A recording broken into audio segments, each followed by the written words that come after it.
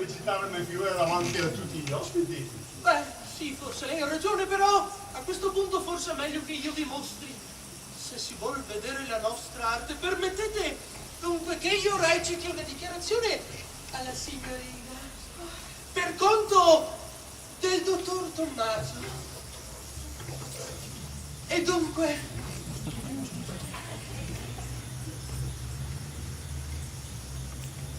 vi confesso, signorina, che non ho mai visto nulla al mondo di più incantevole di voi, e che l'essere vostro sposo è una gioia, una gloria senza confine.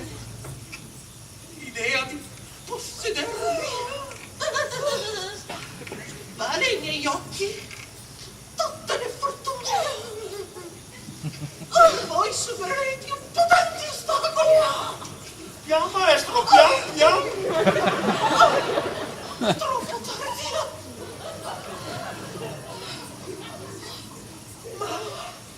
Ma è solo una dichiarazione che io faccio alla signorina per conto del dottor Tommaso. Mio Dio! Ho una lingua anch'io per parlare e non ho certo bisogno di un rappresentante come voi. Oh, caro dottore, non offendetevi. Per 4 parole al vento. E poi voi avete ben altro da offrirle. Che misere parole. Avete mai visto, signore, un anello più bello di quello che porta al dito il signor dottore? Oh, è vero come scintilla. Permettetemi. Dovete...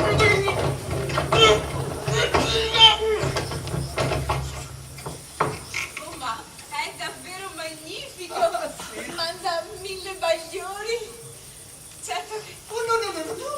Signora, si trova in mani troppo belle. Il dottore me ne fa dono.